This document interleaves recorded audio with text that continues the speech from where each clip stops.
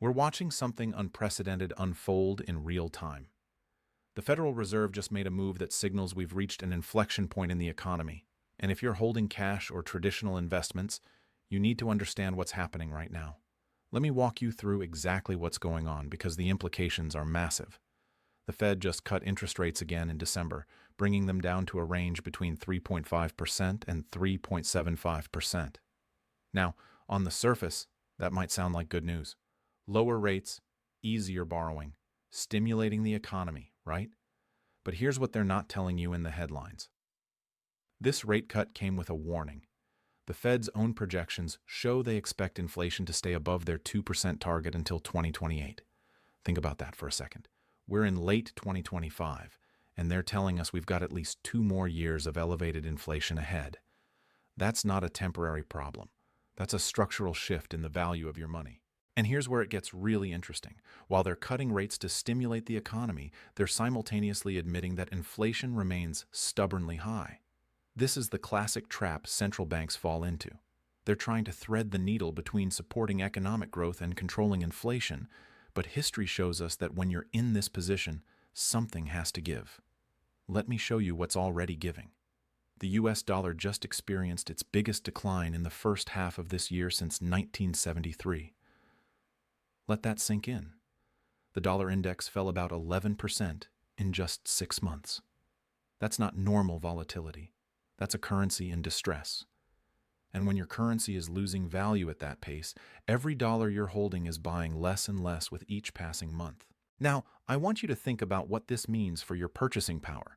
If you've got money sitting in a savings account earning maybe 4% interest, but the real rate of inflation is running higher than that, and the dollar itself is declining by double digits, you're not preserving wealth, you're watching it evaporate in slow motion.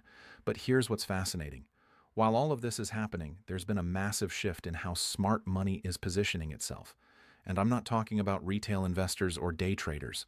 I'm talking about central banks, sovereign wealth funds, and institutional players who have access to information and analysis that most people never see. Gold just pushed toward new highs, trading near levels we haven't seen since October. But it's silver that's telling the real story. Silver broke through $65 per ounce for the first time in history.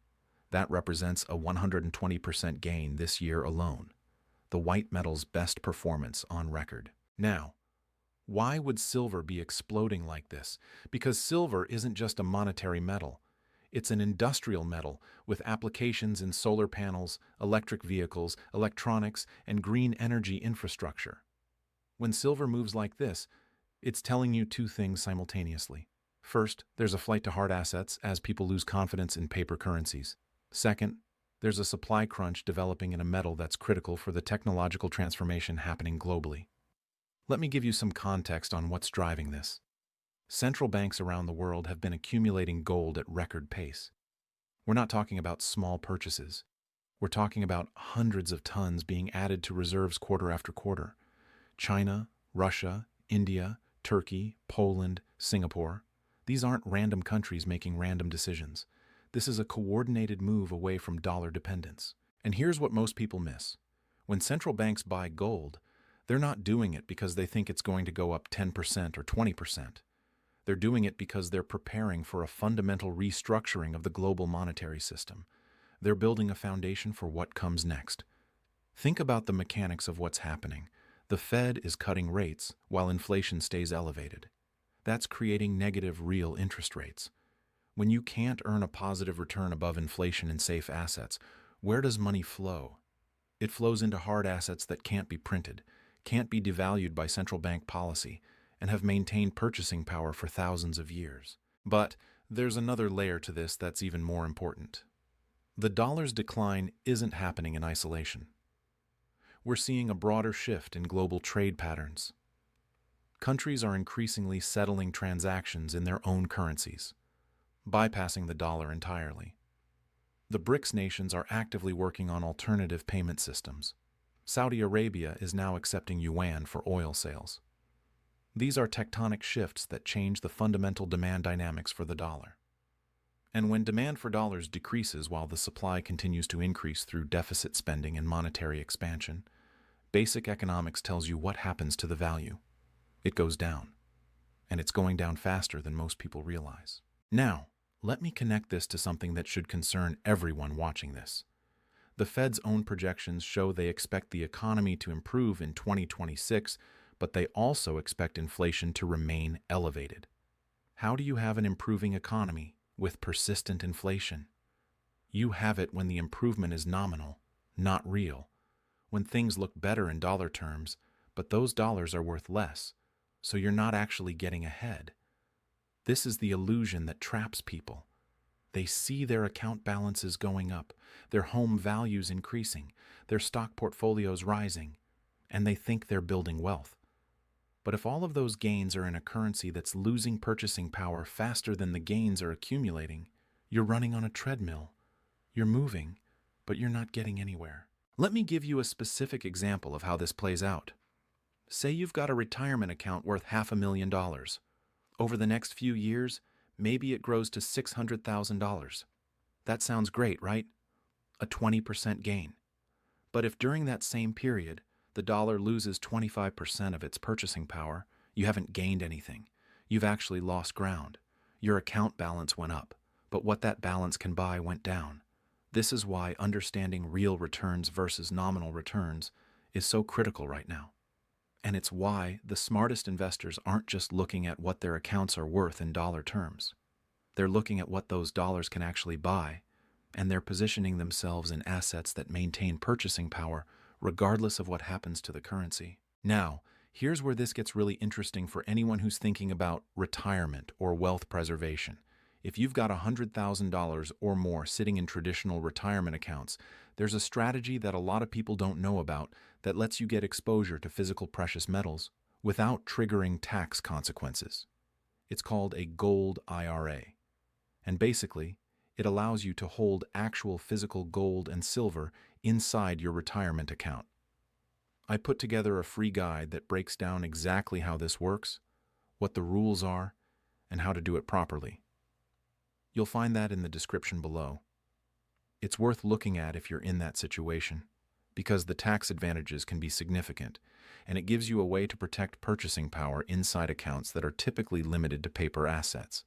But let me get back to the bigger picture here, because there's more happening that you need to understand. The Fed's decision to continue cutting rates despite persistent inflation tells us they're more worried about economic weakness than they are about currency devaluation. That's a policy choice with profound implications. They're essentially saying, we'd rather have a weaker dollar and higher inflation than risk a recession. And that makes sense from their perspective because a recession would be politically devastating and would threaten the financial system. But from your perspective as someone trying to preserve wealth, it means the value of your cash and fixed income investments is being deliberately sacrificed. This is not a conspiracy theory. This is stated policy. When the Fed cuts rates while inflation is above target, they're explicitly choosing to let inflation run hot. And who benefits from inflation? Debtors. Who gets hurt? Savers. The government is the biggest debtor in the world, so they benefit from inflation eroding the real value of their debt. You, as a saver, get hurt because your purchasing power erodes. Now let's talk about what this means for precious metals specifically, because there's a supply-demand dynamic developing that most people aren't paying attention to. On the demand side, you've got central banks buying at record levels. You've got institutional investors allocating to gold as a hedge against currency debasement. You've got retail investors in countries experiencing currency crises buying physical metal as fast as they can. And you've got industrial demand for silver that's growing as the world transitions to green energy and electric vehicles. On the supply side, you've got mine production that's relatively flat. It takes years to bring new mines online, and the easy-to-access deposits have already been mined. You've got recycling that can only provide a fraction of demand. And you've got above-ground inventories that are being drawn down as physical demand exceeds new supply. When you have surging demand meeting constrained supply, prices have to adjust, and we're seeing that adjustment happen in real time. But here's what's important to understand. This isn't a short-term trade. This is a multi-year trend driven by fundamental forces that aren't going away. The Fed can't just flip a switch and fix inflation without causing a severe recession. They're trapped. If they raise rates aggressively to fight inflation, they'll crash the economy and trigger a financial crisis. If they keep rates low or continue cutting, they'll let inflation run, and the dollar will continue to weaken. Either way, hard assets benefit. Let me walk you through a historical parallel that's really instructive here. Back in the 1970s, we had a similar situation. The Fed was trying to stimulate the economy while inflation was running hot. They kept rates too low for too long, and inflation became entrenched. By the time Paul Volcker came in as Fed chair in 1979, he had to raise rates to nearly 20% to break the back of inflation. That caused a brutal recession, but it was necessary to restore confidence in the currency. During that entire period from the early 1970s through 1980, gold went from $35 an ounce to over $800. That's not a 20% gain or a 50% gain. That's a 2,200% gain. And it happened because people lost confidence in the dollar's ability to maintain purchasing power. Now, I'm not saying we're going to see that exact scenario play out again. The circumstances are different, but the underlying dynamics are similar. You've got a central bank that's prioritizing economic growth over currency stability. You've got persistent inflation that's proving harder to control than expected. And you've got a global shift away from dollar dependence that's accelerating. Here's another piece of the puzzle that's critical. The Fed's balance sheet is still massive. They've done some quantitative tightening, but they're still holding trillions in assets that they purchased during previous rounds of money printing. And with the economy showing signs of weakness, there's a real possibility they'll have to start expanding the balance sheet again. That means more money creation, which means more currency debasement, which means more pressure on the dollar. And let's talk about the fiscal side for a moment, because monetary policy doesn't exist in a vacuum. The U.S. government is running trillion-dollar deficits as far as the eye can see. The national debt is approaching levels that would have been unthinkable just a decade ago. And the interest payments on that debt are becoming one of the largest line items in the federal budget. When you're in that situation, there are only a few ways out. You can cut spending dramatically, which is politically almost impossible. You can raise taxes significantly, which would slow economic growth and is also politically difficult. Or you can inflate away the debt by letting the currency lose value. Guess which option is the path of least resistance? This is why understanding the incentive structure is so important. The government has every incentive to let inflation run higher than they publicly admit, because it reduces the real burden of their debt. Your savings get devalued, but their debt becomes easier to service. It's a transfer of wealth from savers to debtors, and it happens silently through the erosion of purchasing power. Now let's bring this back to what you can actually do about it. Because understanding the problem is only half the battle. You need to position yourself to protect your wealth in this environment. The first thing to understand is that cash is not a safe haven right now. With negative real interest rates and a declining dollar, holding cash is a guaranteed way to lose purchasing power. You might feel safe because your account balance isn't going down, but in real terms, you're getting poorer every month.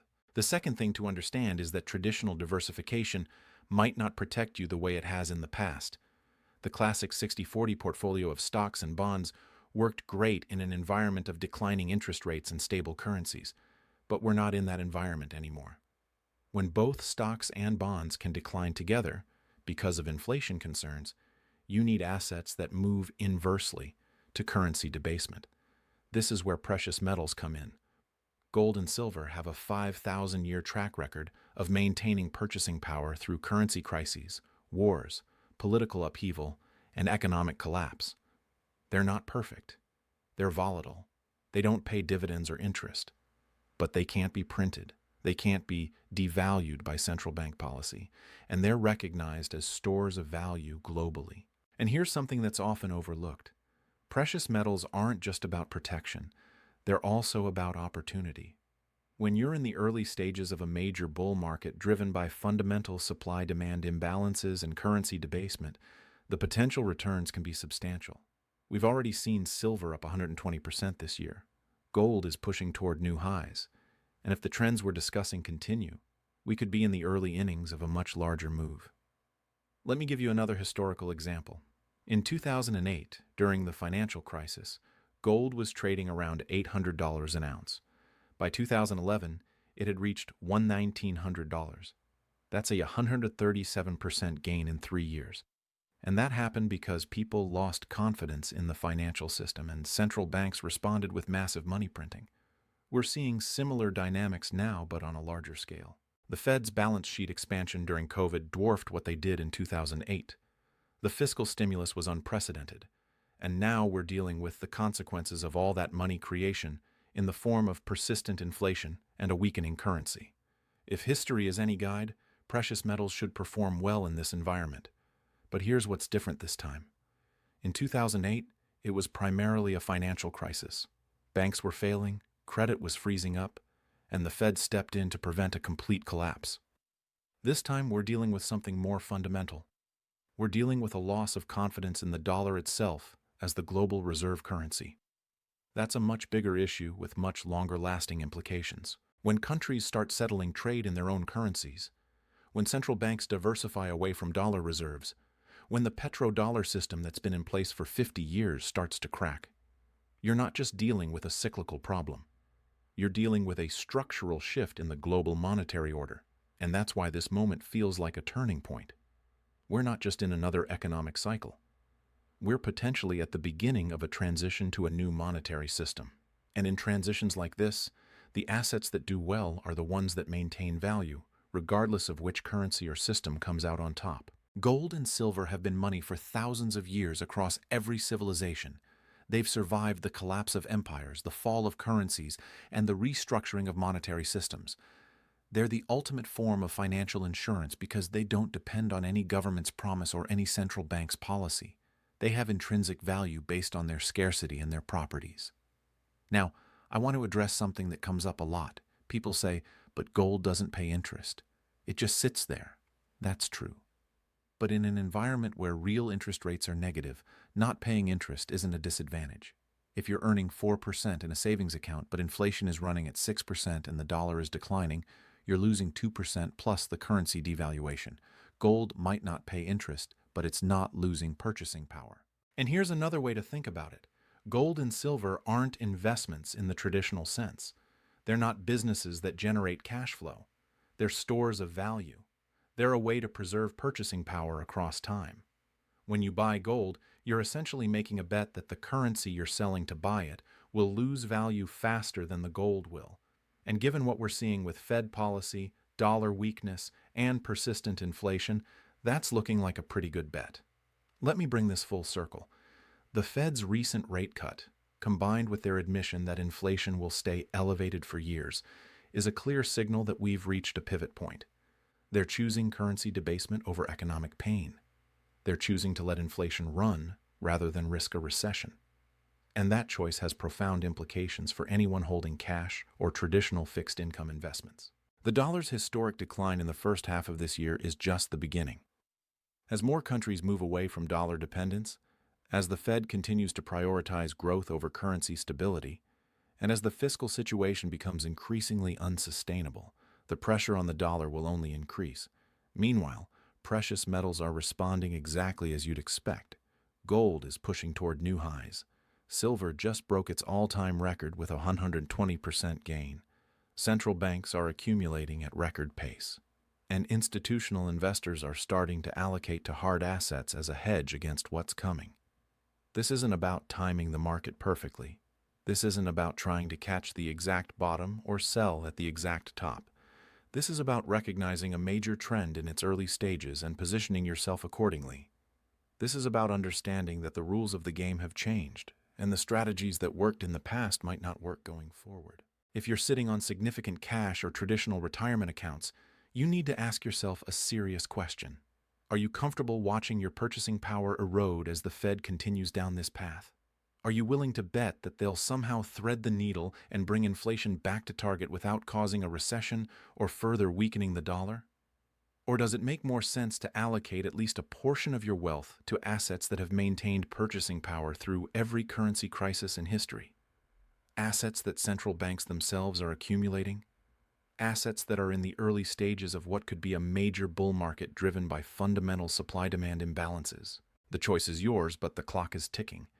Every month that goes by with negative real interest rates and a declining dollar is another month of purchasing power lost. Every month that central banks continue accumulating gold is another month of supply being taken off the market.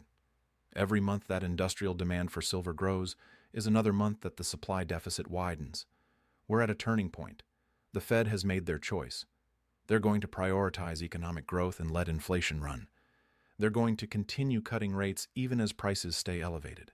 They're going to sacrifice the dollar's purchasing power to avoid a recession. The question is, what are you going to do about it? Are you going to sit in cash and watch your wealth erode, or are you going to position yourself in assets that benefit from the very policies that are destroying the value of paper currencies? This is the pivot. This is the moment where the trajectory of your wealth over the next decade gets determined, not by what happens in the stock market next week or next month, but by whether you understand the fundamental forces at play and position yourself accordingly. The smart money is already moving. Central banks are accumulating. Institutional investors are allocating. Retail investors who understand what's happening are taking action. The only question is whether you're going to join them or whether you're going to wait until the trend is so obvious that everyone else has already positioned themselves and the easy gains are gone. History doesn't repeat, but it rhymes. And right now, it's rhyming with the 1970s, when the Fed kept rates too low, inflation became entrenched, and precious metals went on a historic run. The difference is, this time the imbalances are larger, the debt is higher, and the global monetary system itself is in question. This is your warning. This is your opportunity. The Fed just told you exactly what they're going to do. They're going to cut rates and let inflation run. The dollar just had its worst performance in over 50 years. Precious metals are breaking out to new highs. The pieces are all in place. What you do next will determine whether you preserve your wealth through what's coming, or whether you watch it evaporate along with the purchasing power of the currency you're holding. The pivot is here. The turning point has arrived. The only question is whether you're positioned for what comes next.